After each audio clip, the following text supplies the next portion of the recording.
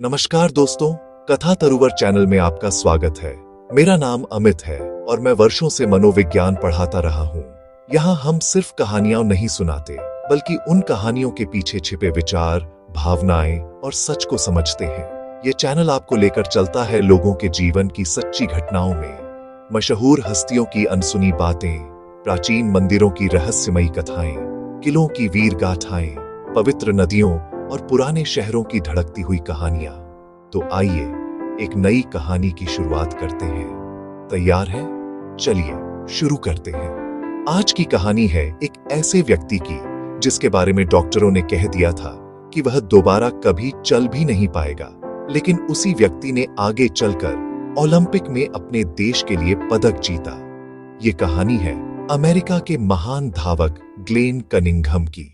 Glenn Cunningham का जन्म 1909 में अमेरिका के कंसास राज्य के एक छोटे से गांव में हुआ था।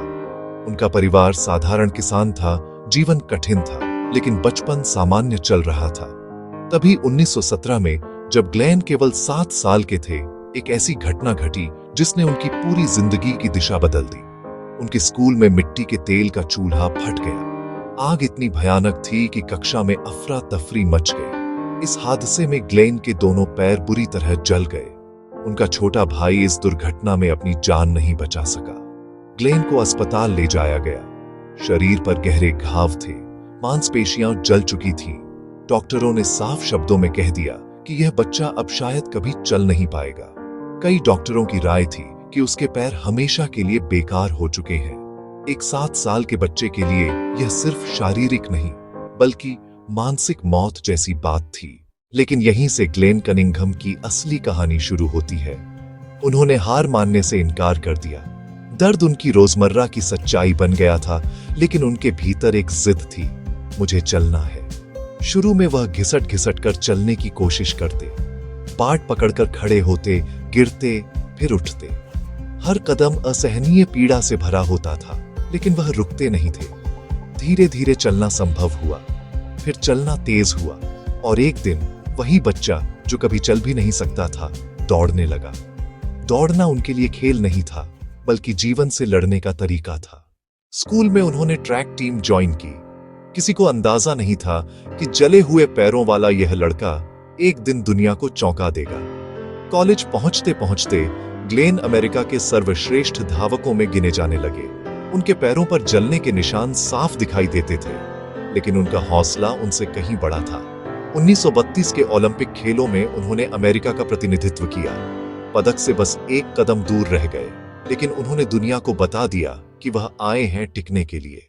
4 साल बाद 1936 में बर्लिन ओलंपिक में वही ग्लेन कनिंघम 1500 मीटर दौड़ में सिल्वर मेडल जीतते हैं। वही पैर जिनके बारे में कहा गया था कि वे बेकार हैं, अब इतिहास रच चुके थे। ग्लेन कनिंघम सिर्फ एक एथलीट नहीं थे, वह मानव इच्छा शक्ति का जीता जागता उदाहरण थे।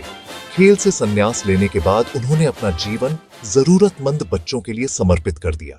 उन्होंने एक यूथ रैंच शुरू किया, जहां कठिन परिस्थितियों में फंसे बच्चों को सहारा और दिशा दी। अब अगर हम इस कहानी से सीख निकालें, तो सबसे बड़ी सीख यही है कि इंसान की सीमाएं अक्सर उसकी परिस्थितियां नहीं, बल्कि उसका विश्वास तय करता है। डॉक्टरों की रिपोर्ट, समाज की राय और हालात, ये सब मजबूत हो सकते हैं, लेकिन अगर मन ने हार नहीं मानी, तो असंभव भी संभव बन सकता है। दूसरी सीख यह है कि दर्द हमेशा हमें तोड़ने नहीं आता, कई बार वही दर्द हमें गढ़ता है। ग्लेन के जले हुए पैर उनकी कमजोरी नहीं बने, बल्कि उनकी ताकत बन गए। और तीसरी, शायद सबसे गहरी सीख, जिंदगी में अगर उद्देश्य मिल जाए, तो संघर्ष सहने की शक्ति अपने आप आ जाती है। ग्लेन के लिए उद्देश्य था चलना, फिर दौड़ना, और फिर दूसरों को आगे बढ़ने का रास्ता दिखाना। अगर आपको आज की यह कहानी पसंद आई हो, अगर ग्लेन कनिंघम का संघर्ष और उसकी सीख आपके दिल तक पहुंची हो, तो इस वीडियो को लाइक जरूर कीजिए। ऐसी ही सच्ची, प्रेरणादायक और गहराई से जुड़ी कहानियों के लिए कथा तरुवर चैनल को सब्सक्राइब करें और बेल आइकन दबाना न भूलें, ताकि अगली कहानी आप तक सबसे पहले पहुंचे। और हाँ दोस्तों, इस कहानी को अपने दोस्तों, परिवार और उन लोगों के साथ जरूर शेयर करें जिन्हें आज थोड़ी उम्मीद, थोड़ा साहस और आगे बढ़ने की ताकत चाहिए। दोस्तों, ग्लेन कनिंघम की कहानी हमें याद दिलाती है कि हालात चाहे कितने भी कठोर हों, अगर इरादा मजबूत हो तो इंसान अपनी किस्मत खुद लिख सकता है। अगर आपको यह कहानी पसंद आई हो तो इसे आगे जरूर साझा करें, क्योंकि हो सकता है किसी के जीवन में आज यही कहानी उम्मीद की लौ जला दे। फिर मिलेंगे एक नई सच्ची कहानी के साथ। धन्यवाद।